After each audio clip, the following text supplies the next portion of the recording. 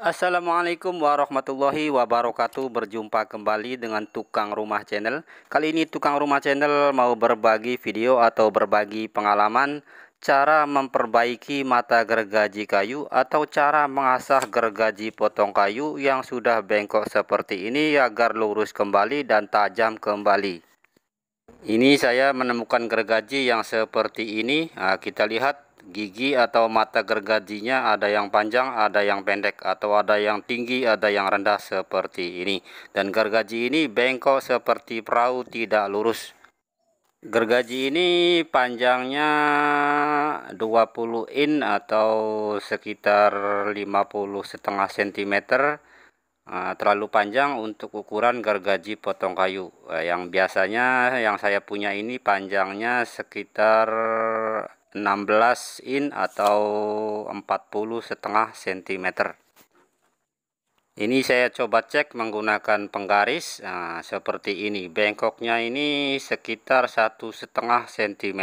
Jadi tentunya tidak enak saat digunakan untuk memotong ataupun untuk membelah kayu kalau gergajinya bengkok seperti ini. Saya akan mencoba untuk membenahinya atau memperbaiki mata gergaji ini yang sudah ada yang panjang, ada yang pendek seperti ini. Mata gergaji ini juga atau gigi gergaji ini juga sudah ada yang mau beranak kecil.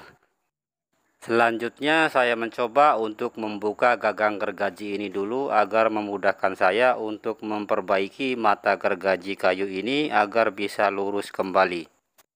Gergaji ini kelihatannya sudah lama tidak digunakan, mungkin sudah puluhan tahun tidak pernah digunakan, jadi bekas karat yang menempel pada gergaji ini sangat tebal.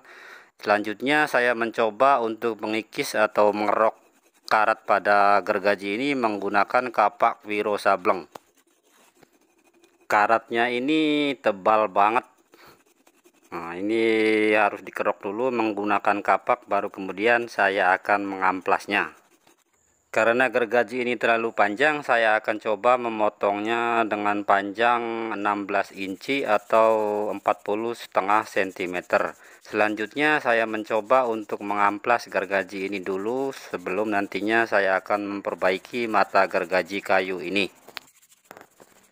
Setelah habis mengamplas, selanjutnya saya mencoba untuk menandai gergaji ini sebagai panduan lurusnya saat saya memperbaiki mata gergaji ini dan saat saya mengasah gergaji kayu potong ini.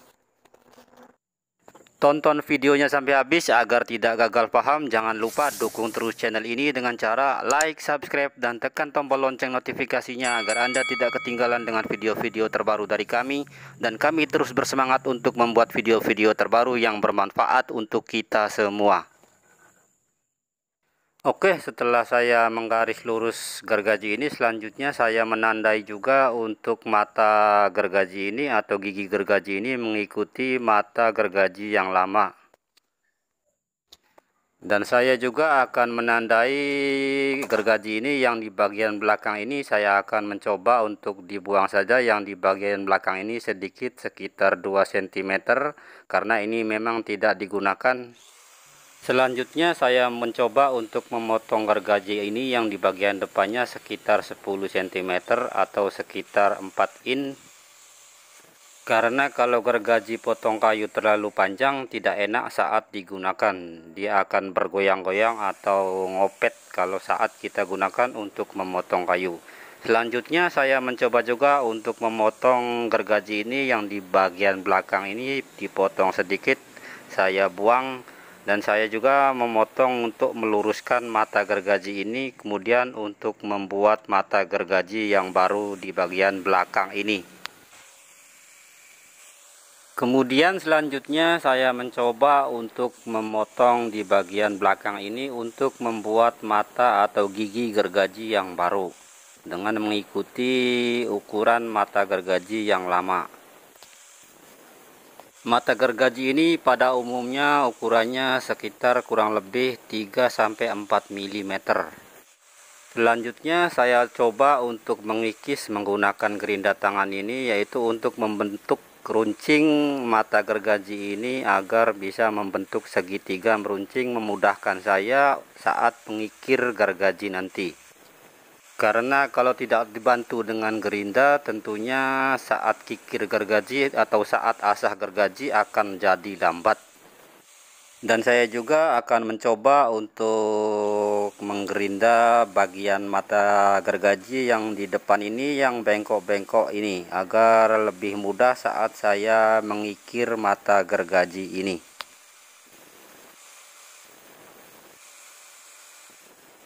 Selanjutnya saya mencoba untuk membuat lubang baru pada gergaji ini di bagian depannya untuk cantolan. Yang pertama saya menggunakan mata bor yang kecil, yang kedua menggunakan mata bor besi yang besar.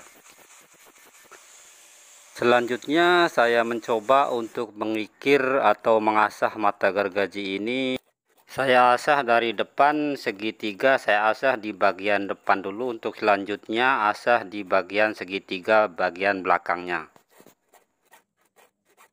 Kali ini saya asah gergaji menggunakan kikir ukuran sedang seperti ini, dengan cara kikir dimiringkan sekitar dengan sudut kemiringan 40-50 derajat, dan saya mencoba untuk memiringkan ke depan sedikit mata gergaji ini agar bisa digunakan untuk membelah kayu juga.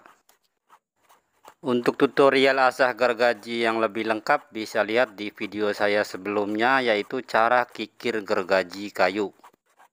Khusus untuk pemula, kalau kita kikir gergaji atau mengasah gergaji, usahakan diasah semua mata gergaji ini dari ujung depan sampai ke ujung belakang.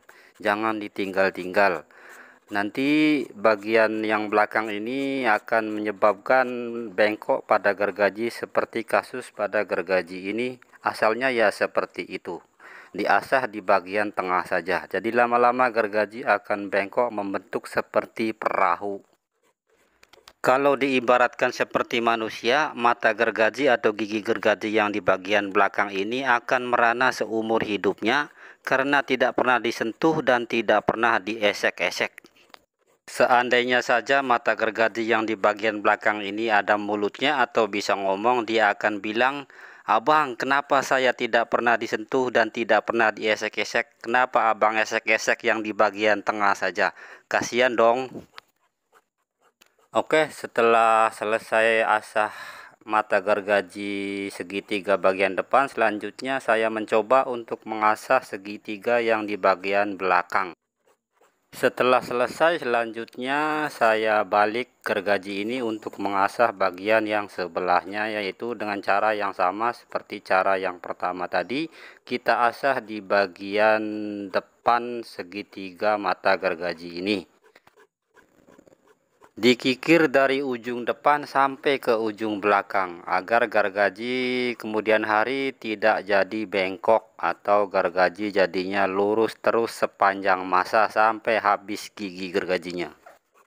Sebab kalau kita menjaga dan merawat gergaji ini dengan baik, tentunya gergaji ini bisa digunakan sampai gergaji ini habis. Sebab gigi gergaji terus bisa dibuat sampai habis gergaji ini, sampai kecil dan sampai habis.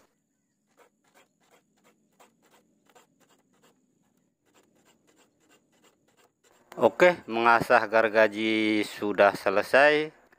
Seperti ini hasil kikiran mata gergajinya, belum sempurna. Ini masih memerlukan sekitar satu asahan lagi baru mendapatkan mata gergaji yang baik dan bagus. Gergaji ini masih memerlukan satu kali lagi asahan baru membentuk segitiga mata gergaji yang bagus, sama seperti gergaji yang baru. Oke, sekarang saya mencoba untuk cek menggunakan penggaris. Ternyata sudah lumayan lurus hasilnya. Oke, sudah oke. Selanjutnya saya mencoba untuk memasang gagangnya kembali, dan saya akan mencoba untuk mengetes atau mencoba untuk memotong kayu. Ini gergaji ini yang di bagian belakang, kita lihat ini ada bekas coakan yang tadi saya potong menggunakan gerinda tangan. Seperti ini. Nanti tuakan ini tentunya akan mengurangi tenaga kita, tidak perlu mengasah karena gigi gergaji sudah tidak ada. Oke, selanjutnya saya akan mencoba gergaji ini untuk memotong bekas kayu palet dengan ketebalan 1,5 sampai 2 cm dan bisa terpotong dengan mudah, walaupun menurut saya ini masih belum maksimal ketajaman gergajinya. Oke, untuk percobaan yang kedua saya akan mencoba untuk memotong kayu kaso dengan ketebalan 3 cm.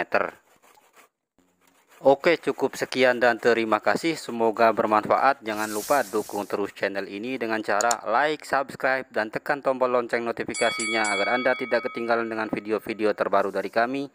Dan kami terus bersemangat untuk membuat video-video terbaru yang bermanfaat untuk kita semua. Wassalamualaikum warahmatullahi wabarakatuh.